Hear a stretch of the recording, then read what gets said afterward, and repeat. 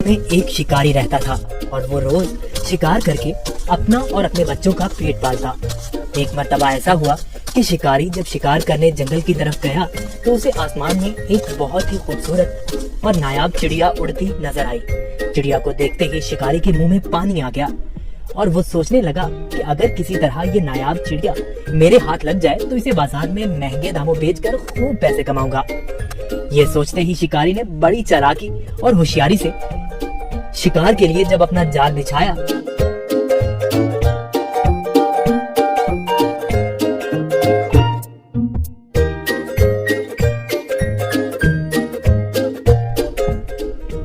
तो उसमें वो खूबसूरत चिड़िया फंस गई। चिड़िया को जाल में देखकर शिकारी अपनी इस कामयाबी पर बहुत खुश हुआ और दिल ही दिल में इस चिड़िया को फरोख्त करने के मंसूबे बनाने लगा। चिड़िया जाल से बाहर निकलने के लिए खूब फड़फड़ाने लगी, लेकिन जब चिड़िया की सारी कोशिशें नाकाम हो गईं और उसे जाल से आजाद होने की कोई सूरत नजर न आई तो उसने मायूस होने के बजाय बड़े इत्मीनान से शिकारी की तरफ देखा और कहने लगी,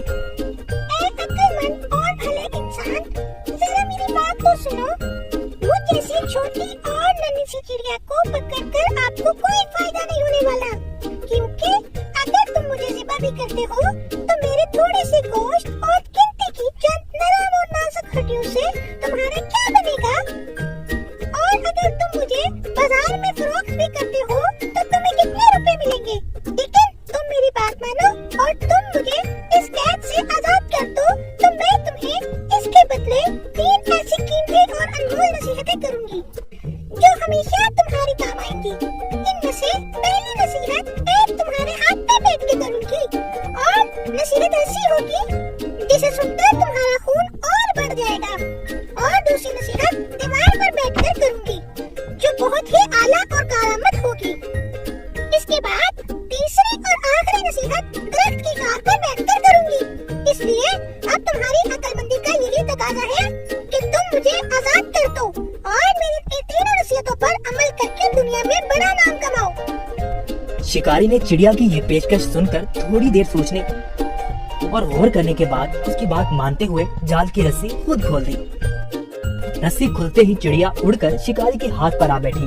पहली नसीहत करते हुए कहने लगी, किसी भी नामुमकिन बात पर कभी यकीन न करना, चाहे कोई भी कहे।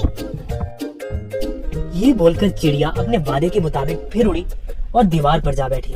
वहीं से दूसरी नसीहत करने लगी, गुजरे हुए किसी भी बात का गम कभी ना करना। मेरे इस छोटे से वजूद में 10 दिरहम का एक ऐसा कीमती मोती है जिसकी मिसाल पूरी दुनिया में कहीं नहीं। और इस महंगे मोती को पाकर तुम और तुम्हारे घर वाले खूब ऐशो इशरत से जिंदगी गुजार सकते थे, मगर तुम्हारी किस्मत पर अफसोस, तुमने मुझे आजाद करके एक बेमिसाल मोती अपने हाथों से खो दिया। इतना सुनना ही था कि शिकारी जोर जोर से इस तरह रोने और चिल्लाने लगा जैसे उसका कोई अपना करीबी रिश्तेदार मर गया हो। रोते रोते बार बार ठंडी आहें भरता और कहता, हाय हाय मैं तो लुट गया, बर्बाद हो गया। अरे मुझ बेवकूफ ने क्या कर दिया, हाथ आए खजाने को खो दिया। ऐसी नादिर चिड़िया क्यों आजाद कर दी। शिकारी जब खूब रोद हो चुका तब चिड़िया ने उसे मुखातिब करते हुए कहा, अरे बेवकूफ और अहमद शिकारी, मैंने पहले ही तुम्हें नसीहतें कर दी थी कि गुजरी हुई बात का गम न करना। जब ये बात हो ही गई थी तो अफसोस से हाथ मलना किस काम का। और हाँ, ए नादान शिकारी, तुमने मेरी पहली नसीहत भी तो गौर से नहीं सुनी।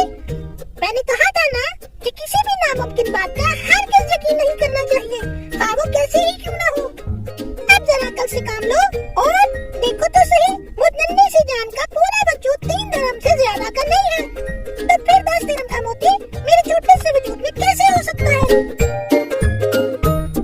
बेशक कहते तुम ठीक ही हो ऐ नन्ही मुन्नी चिड़िया, वो तीसरी नसीहत तो बताती जाओ।